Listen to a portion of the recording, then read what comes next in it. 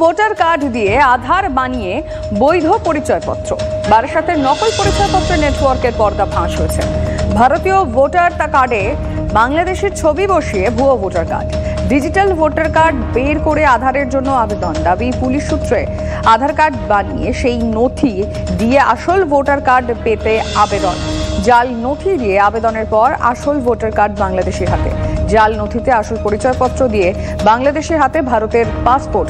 অশোকনগরের ধৃত প্রাক্তন এসআই এর গ্রেফতারির সূত্র ধরে তথ্য পুলিশের হাতে। যে নতুন করে যখন আধার কার্ড বেরোচ্ছে তখন এই ইপিক নম্বরের কানেকশানে কেন ধরা পড়ছে না যে এইটা একজনের রয়ে গেছে, এই ভোটার কার্ড আরেকজনের রয়ে গেছে, সেইটা ধরা পড়ছে না।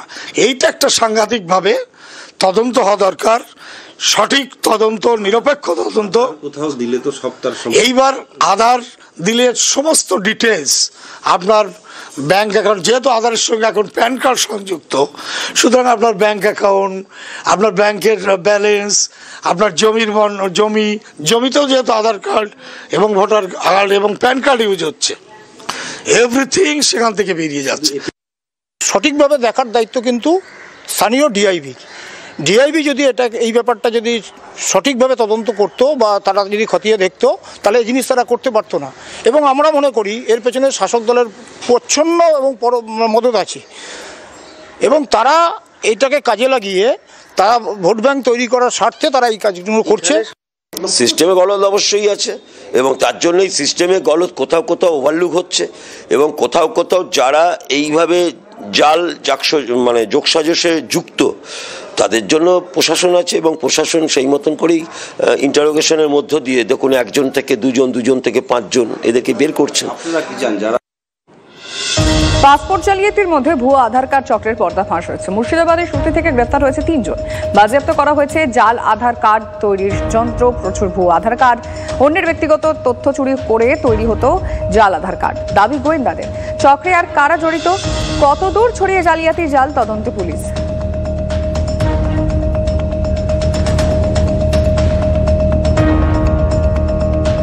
রেস্তোরাঁর পর লালবাজারের নজরে পাসপোর্ট জালিয়াতি চক্রের অন্যতম মাথা মনোজের বিলাসবহুল ফ্ল্যাট। কৈলানের কাছে 80 লক্ষ টাকায় কেনা ফ্ল্যাট রয়েছে মনোজের, আর সেই ফ্ল্যাটের নথি চাওয়া হয়েছে বলে পুলিশ সূত্রে খবর।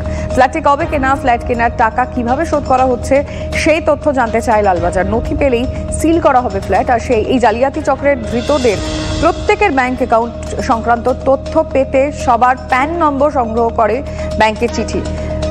বাংলাদেশের একটি ব্যাংকের পার্ক স্ট্রিট শাখাতেও চিঠি দেওয়া হয়েছে বলে লালবাজার সূত্রে খবর। কত কিছুরই খোলা বাজার হয়ে গিয়েছে। কোন জিনিসটা বাকি আছে পশ্চিমবঙ্গে খোলা বাজার হওয়ার? শিক্ষার ক্ষেত্রে খোলা বাজার হয়ে গিয়েছে, স্বাস্থ্যর ক্ষেত্রে এতক্ষণ ধরে তো বললাম খোলা বাজার হয়ে গিয়েছে। পশ্চিমবঙ্গ একটা দুর্নীতির সাম্রাজ্য, দুর্নীতির সাগর। তার মধ্যে পাসপোর্ট জালিয়াতি, এই জালিয়াতি একটা ছোট ব্যাপার। পাসপোর্ট জালিয়াতির মাধ্যমে কিছু বাংলাদেশি এই রাজ্যে ঢুকছে। বাংলাদেশিদের এইভাবে ঢোকা ব্যাপারটাকে রাজ্য সরকার স্বাগত করে, কারণ এরা হচ্ছে মমতা ব্যানার্জি কথিত দুধেল গাই, যারা দুধ দেয় এবং তাদের দুধের জন্য তাদের ভালো করে খড় জাবনা ইত্যাদি খাওয়াতে হয়। তো পাসপোর্ট জালিয়াতি তো এই পরিস্থিতিতে হবে, তাতে আশ্চর্যের কি আছে? বিজেপি মিথ্যা কথা বলছে, আসামে ট্রেনিং চলছে, ধরা পড়ছে ত্রিপুরা থেকে, আর বড় বড় কথা বলছে বাংলায় এসে। পাসপোর্ট বিষয়টা কেন্দ্রের অধীন, সীমান্তটা কেন্দ্রের অধীন। যদি কেউ পাসপোর্ট ছাড়া সীমান্ত দিয়ে ঢুকে থাকে তাহলে সেটা কেন্দ্র এবং বিএসএফ এর ব্যর্থতা।